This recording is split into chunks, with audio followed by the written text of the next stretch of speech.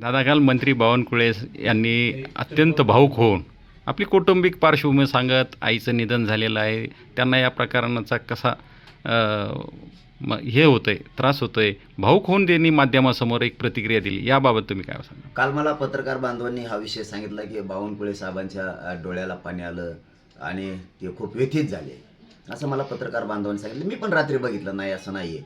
मी बघितलं, त्यांनी त्याच्यात त्यांच्या आई माऊलीचा उल्लेख केला, आईचा. बावनकुळे साहेब यांनी पुढेही उल्लेख केला की मी मराठा समाजाच्या विरोधात नाही आहे, मी हे केलं नाही. बावनकुळे साहेब, मी तुम्हाला जाहीरपणाने सांगतो, मी माझ्या मराठा समाजावरती लय प्रेम करतो. माझ्या मराठा समाजाच्या विरोधात मराठा जरी आला तरी मी सोडत नाही, दुसऱ्याचा बी आला तरी मी सोडत नाही. तुम्ही इतकं रडकुंडीला आलात, मी काय असतं, मी गुडघे टेकायला लावतो. तुम्ही जे रडकुंडीला आलात ना, इतके तर मराठ्यांच्या नादी लागल्यामुळं आलात. मला इतकं बोलायची तुम्हाला गरज पण नव्हती, कारण तुम्ही चूक केली. हे बघा, तुम्हाला एवढं रडकुंडीची यायची वेळ याच्यामुळे आली की तुम्ही परळीच्या टोळीच्या नादी लागलात. त्यांचं ऐकून तुम्ही एवढा मोठा अपराध केला की तुम्ही मराठ्यांच्या लेकरांचं वाटोळं केलं त्यांचं ऐकून. तुम्ही हे त्यांचं ऐकायला नको होतं. तुम्हाला आणखी नाही जाहीरपणे सांगतो, इथून पुढं तुम्ही त्या टोळीच्या नादी लागून त्यांचं ऐकायचं नाही, ते तुमच्यापाशी दिसले सुद्धा नाही पाहिजे. कारण तुम्ही काल जे व्यथित झालात, आम्हाला पण वाईट वाटलं. मला सुद्धा, मी रात्री बघितलं ते की तुम्ही तुमच्या आईचं नाव घेतलं. शेवटी ती मायमाऊली, आई ही आई असते सगळ्यांची. तुम्ही आईचं नाव घेतलं. आमच्यावरती मराठ्यांचे संस्कार आहेत. तुम्हाला पहिल्या वेळेस आम्ही माफ करतो, तुम्हाला सोडून देतो. तुमच्यावरती व्यंग मी करणार नाही इथून पुढं, कारण मराठी आम्ही एकदा दोनदा माफ करतो, सोडून देतो. पण याच्यानंतर जर चूक झाली तर सोडणार नाही तुम्हाला. पण हेही सांगतो की तुम्ही 28 ऑगस्टच्या आत तुम्ही पत्र देऊन केलेली चूक दुरुस्त करा.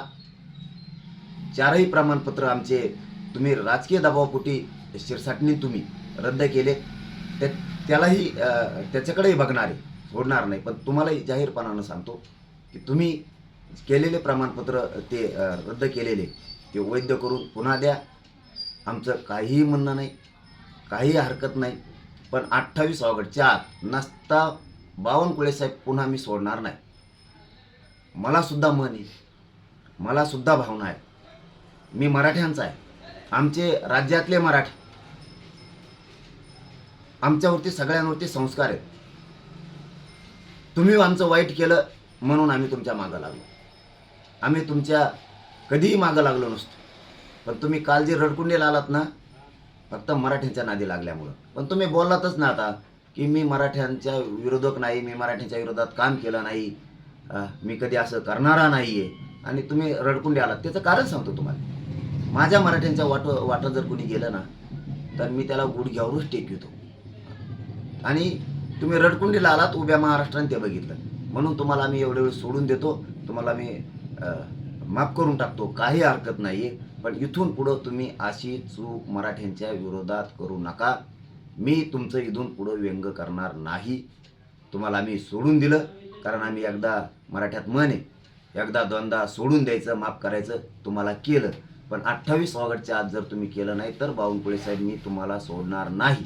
जे तुमच्या आईबद्दलचं तुमचं मत आहे तेच आमचं मत आहे.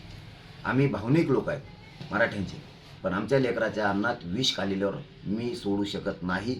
हे तुम्ही लक्षात ठेवा. तुमची केलेली चूक तुम्ही 28 ऑगस्टपर्यंत सुधारा. तुम्ही तुमच्या आई माऊलीचं नाव घेतलं आणि मराठा विरोधी नाही मी असं घेतलं, म्हणून आई माऊली हे माऊली येते.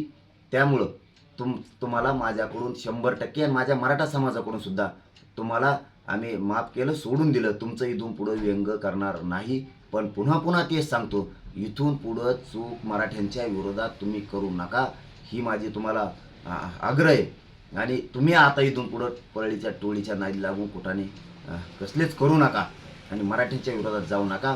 पण 28 ऑगस्टच्या आत तुम्ही केलेली चूक तुम्ही सुधारा आणि ते प्रमाणपत्र सगळे द्या. काही म्हणणं नाही. इथून पुढं आम्ही तुम्हाला सोडून देऊ.